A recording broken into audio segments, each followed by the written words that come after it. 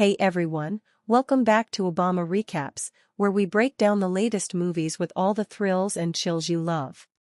Today, we're diving into Jurassic World Rebirth, a 2025 sci-fi adventure that brings back the dinosaur chaos we all crave, but with a fresh twist. Buckle up, because this one's a wild ride, and I'll keep it tight for an 8-minute recap. Let's get started. The story kicks off in a world where dinosaurs are nearly extinct, clinging to life in remote equatorial islands where the climate mimics their ancient habitats. Most of the world has moved on from the Dino craze, with theme parks shuttered and the last sauropod, a sickly brachiosaur named Brontobilly, causing traffic jams in Manhattan. But not everyone's done with dinosaurs. Enter Zora Bennett, a tough-as-nails special ops expert who's grieving the loss of a friend from a mission gone wrong. Zora's approached by a rep from Parker Genix, a shady pharmaceutical company with deep pockets and deeper secrets. They offer her a fortune, $10 million, to lead a covert mission to extract DNA samples from the last living dinosaurs. The catch? It's illegal, dangerous, and involves traveling to a restricted island teeming with prehistoric predators. Zora's hesitant, but the promise of never having to risk her life again seals the deal. Parker Genix needs blood and tissue from 3 massive dinosaurs: Mosasaurus, a sea-dwelling beast, Titanosaurus, a land-based giant, and Quetzalcoatlus, a pterosaur the size of a fighter jet.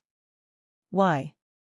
They're developing a drug called paleodioxin, which could prevent heart disease and extend human life by decades, potentially saving millions.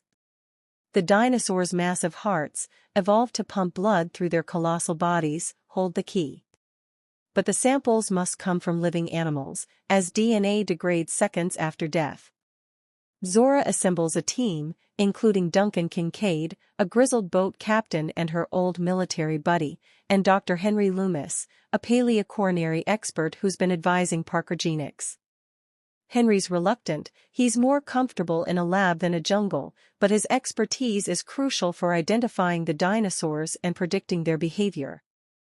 The team sets sail for a mysterious equatorial island, a former research facility for the original Jurassic Park, abandoned after a catastrophic accident. The place is a lawless wilderness, home to 24 surviving dinosaur species. As they near the island, tension runs high. Duncan's boat is barely paid off, and he's wary of the risks. The team's armed with neurotoxin darts for protection and biopsy darts to collect samples, but Henry warns that killing a dinosaur is a sin, not just a crime.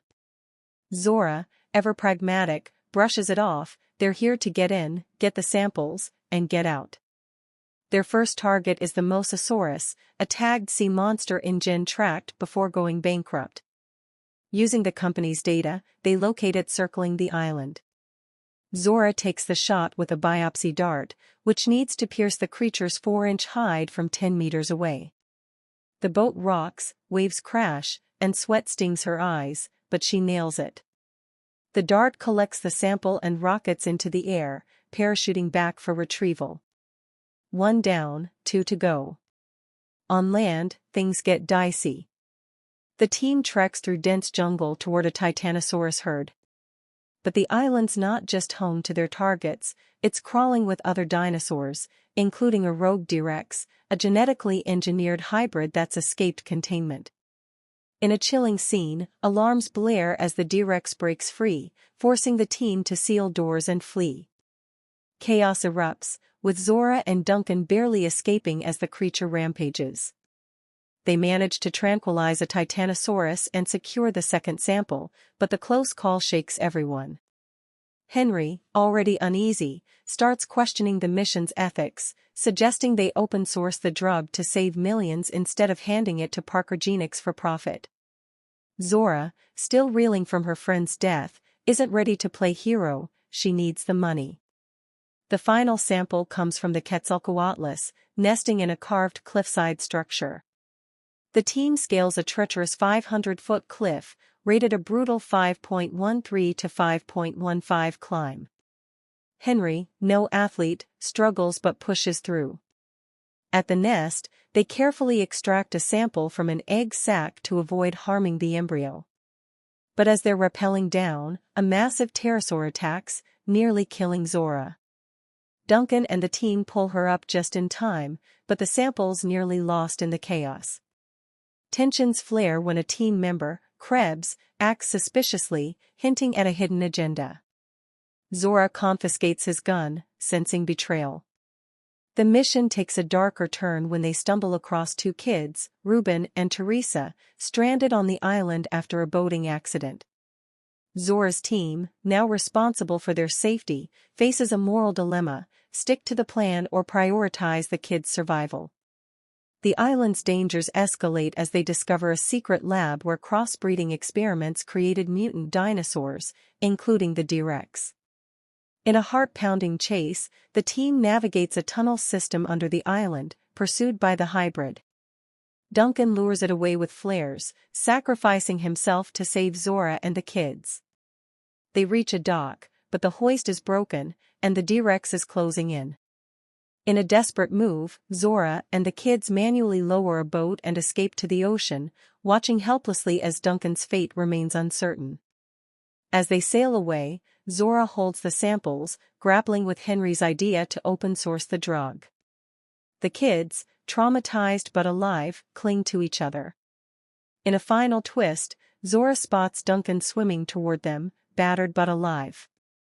They pull him aboard, and as the island fades into the distance, Zora makes her choice. She decides to give the samples to the world, not Parker Genix, ensuring the drug benefits everyone, even if it means giving up her fortune. Jurassic World Rebirth is a thrilling blend of action, moral questions, and dinosaur mayhem. It's about greed, sacrifice, and the line between survival and doing what's right. The film's stunning visuals, from the Mosasaurus's ocean hunt to the Quetzalcoatlus' cliffside attack, keep you on edge, while the human drama grounds the spectacle. Zora's arc, from mercenary to reluctant hero, is compelling, and the kids add heart without slowing the pace. That's it for today's recap, folks. If you enjoyed this breakdown of Jurassic World Rebirth, hit that like button, subscribe to Obama Recaps, and let me know in the comments what you thought of the movie. Should Zora have kept the money? Are dinosaurs still the ultimate movie monsters? Drop your thoughts, and I'll see you next time for another cinematic adventure. Peace out.